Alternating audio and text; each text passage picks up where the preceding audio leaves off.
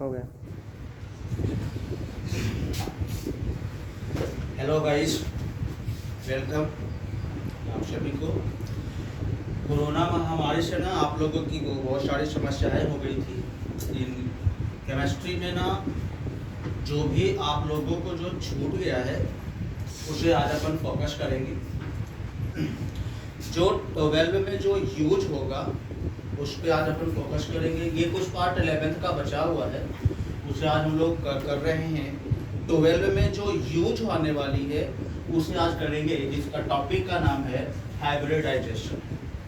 ठीक है, हाइब्रिडाइजेशन का पूरा इनिशियल पॉइंट कहाँ से कब कैसे होता है उस पे यहाँ पे अपन फोकस कर रहे हैं। सबसे पहले एस और P S, S P D और एफ, ये चार सबसेल होते हैं, एस पी डी और एफ। इन चार सबसेल को मिलाने के बाद आपकी पूरी हाइब्रिडाइजेशन कंप्लीट होगी। इसका चार रूल अपन यहाँ पे लिखा है।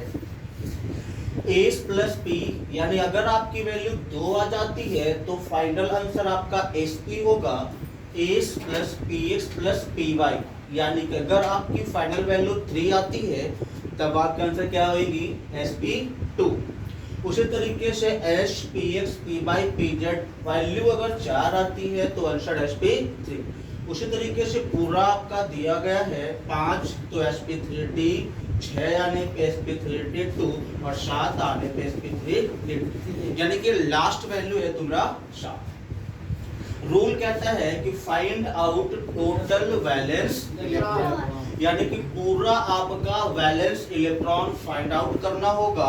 इसमें साफ कर रखा है कि हाइड्रोजन कंटेनिंग नहीं होगा, मतलब कि विदाउट हाइड्रोजन कंटेनिंग कंपाउंड। जो भी कंपाउंड होंगे उसमें हाइड्रोजन शामिल नहीं होगा।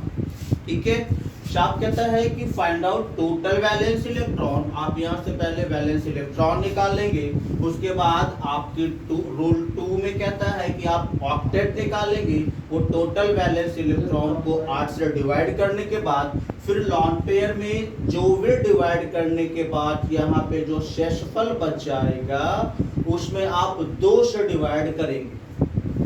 फिर रूल 4 में कहता है कि रूल 2 जो यहां से आप निकालेंगे, फिर रूल 3, रूल 2 और प्लस रूल 3, उसके बाद आपका फाइनली हाइब्रिडाइजेशन का आंसर। फॉर एग्जांपल जैसे मान लिया जाए मैंने दे दिया आपका SO4 आयंस यानी कि सल्फेट, और सल्फेट का फाइनली हाइब्रिडाइजेशन क्या होगा, फोकस करेंगे बोर्ड पे। SO4 रूल 1 कहता है टोटल वैलेंस इलेक्ट्रॉन। तो टोटल वैलेंस इलेक्ट्रॉन में एस और ओ यानी कि सल्फर की पहले वैलेंस इलेक्ट्रॉन निकालनी होगी। तो मैंने यहाँ पे लिख दिया है कि valence electron if last electrons present in last shell, मतलब कि यदि लास्ट इलेक्ट्रॉन्स लास्ट सेल में प्रेजेंट होगा वही तुम्हारा वैलेंस इलेक्ट्रॉन कहलाएगा। ठीक बात। तो अब देखिए यहाँ पे एस और ओ अपन दोनों को पहले से निकाल रखा है, सल्फर और ऑक्सीजन।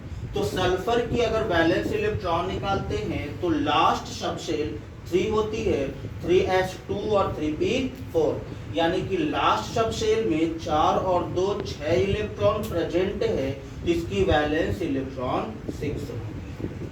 उसी तरीके से अगर ऑक्सीजन को देखते हैं तो ऑक्सीजन की 8 होती है। इसका जब अपन कॉन्फ़िगरेशन निकालने के बाद लास्ट 1 आएगा या 2 आएगा, तो भाई पहले लास्ट में 2 आएंगे, तो 2 आने के बाद 2s2 और 2p4, यानी कि लास्ट में 4 और 2 6 इलेक्ट्रॉन आते हैं, तो इसकी वैलेंस इलेक्ट्रॉन 6 होती है। ठीक बात।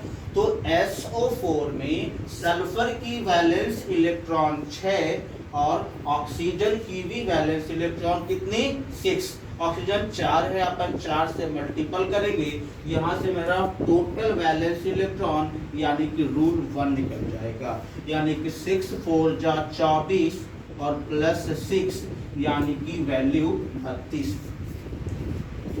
उसके बाद अपन रूल 2 निकालेंगे, तो यहाँ पे कहता है टोटल बैलेंस इलेक्ट्रॉन अपॉन 8, यानी टोटल बैलेंस इलेक्ट्रॉन की वैल्यू 32 है और 32 में अपन 8 से डिवाइड करेंगे तो 8 4 जा 2, यहाँ पे ना 30 आएंगे। अब ना ये 30 से अपन डिवाइड करेंगे 30 अपॉन 8, ये 30 से अपन डिवाइड करेंगे तो 8 3 24, यानी कि 3 आएंगे। शेषफल कितना 6, ठीक है। यहां से अपन ऑक्टेट निकाला, टोटल वैलेंस इलेक्ट्रॉन अपॉन 8, तो अपन ये 30 में 8 से डिवाइड दिया तो वैल्यू 3 आते हैं और शेषफल कितना 6। और इस 6 में रूल 3 कहता है कि लॉन पीरियड निकलेंगे रिमाइंडर अपॉन 2, यानी कि शेषफल अपॉन 2, और यहाँ पे रिमाइंडर 6 है तो अपन रूल 3 में 6 अपॉन 2 करेंगे, यानी कि वैल्यू कितनी आएंगी 3। फिर रूल 4 कहता है हाइब्रिडाइजेशन रूल 2 प्लस रूल 3, यानी कि जब हम इसका हाइब्रिडाइजेशन निकालेंगे तो रूल 2 और प्लस रूल 3, तो रूल 2 की वैल्यू 3 और प्लस रूल 3 की भी वैल्यू कितनी है 3, यानी 3 3 6, और 6 किसका है sp3 2, तो इसका फाइनल आंसर होगा sp3। अगर कुछ और भी अगर कुछ समस्याएं रहती हैं तो आप इसे कमेंट करके बता सकते हैं।